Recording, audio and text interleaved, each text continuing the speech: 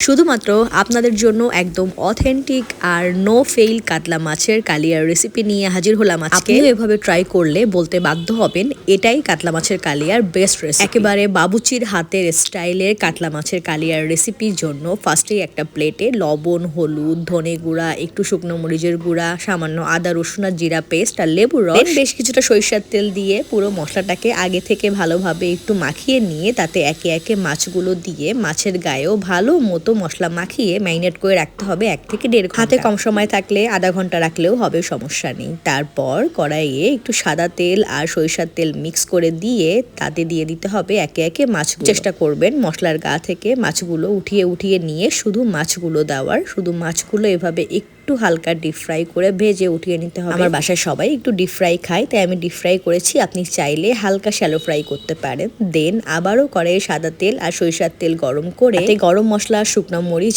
আর বেশ কিছুটা পেঁয়াজ দিয়ে দিতে হবে। কালিয়াতে বরাবরই একটু পেঁয়াজ বেশি যায়, এখানে 2 স্টেপে পেঁয়াজ যাবে, পেঁয়াজ বাটা আর পেঁয়াজ বেরেস্তা। এখানে পেঁয়াজটাকে একটু লাল লাল করে ভেজে নিয়ে তার উপর থেকে দিতে হবে 1.5 টেবিল চামচ মতো পেঁয়াজ একটু লাল লাল করে ভেজে চিনি দেওয়ার এই স্টেপটা কোনো মতেই মিস করবেন না। এই স্টেপটার জন্যই পুরো কালিয়াতে একটা আচারি ফ্লেভার আসবে। আর একটু নাড়িয়ে চাড়িয়ে একে একে পেঁয়াজ বাটা, আদা রসুন জিরে বাটা দিয়ে তাতে দিতে হবে বেশ কিছুটা টমেটো পেস্ট। আমি এখানে 3টে মাঝারি সাইজের টমেটো পেস্ট করে দিয়েছি। আপনার টমেটোর সাইজ একটু বড় হলে 2টো দিলেও চলবে। তারপর একে একে লবণ, হলুদ, শুকনো মরিচের গুঁড়া, ধনে গুঁড়া দিয়ে কাজ বাকি থাকে একটাই, মশলাটাকে একদম সময় নিয়ে কষিয়ে নিতে হবে। সময় নিয়ে বলতে এখানে বেশ সময় নিয়ে কষিয়ে নিতে হবে। মশলা থেকে পুরোপুরি তেল ছাড়লে এখানে অ্যাড করতে হবে আগে থেকে মাছে ম্যারিনেট করে রাখা সেই মশলার পানিটা। দেন ব্যাপারটাকে সেকেন্ড স্টেপের জন্য আবারও ভালো করে কষাতে হবে। আপনি বলতে পারেন এই কালিয়ার মেইন টেস্ট কিন্তু এই যে 2 স্টেপে ভালো মতো মশলা কষিয়ে নেওয়া এইটার মধ্যেই। দেন মশলা একদম ভাজি হয়ে গেলে তাতে দিয়ে দিতে হবে 3 টেবিল চামচ মতো ফ্যাটানো টক দই। টক দইটা দেওয়ার সময় অবশ্যই চুলার আঁচ লো রাখবেন, তাহলে টক দই ফেটে যাওয়ার চান্স থাকে না। তারপরে আরেকটু নাড়িয়ে চাড়িয়ে অ্যাড করতে হবে বেশ কিছুটা পানি। মাছের ঝোলের এই পানি দেওয়ার ব্যাপারটা আপনি আপনার পছন্দ অনুযায়ী দেবেন।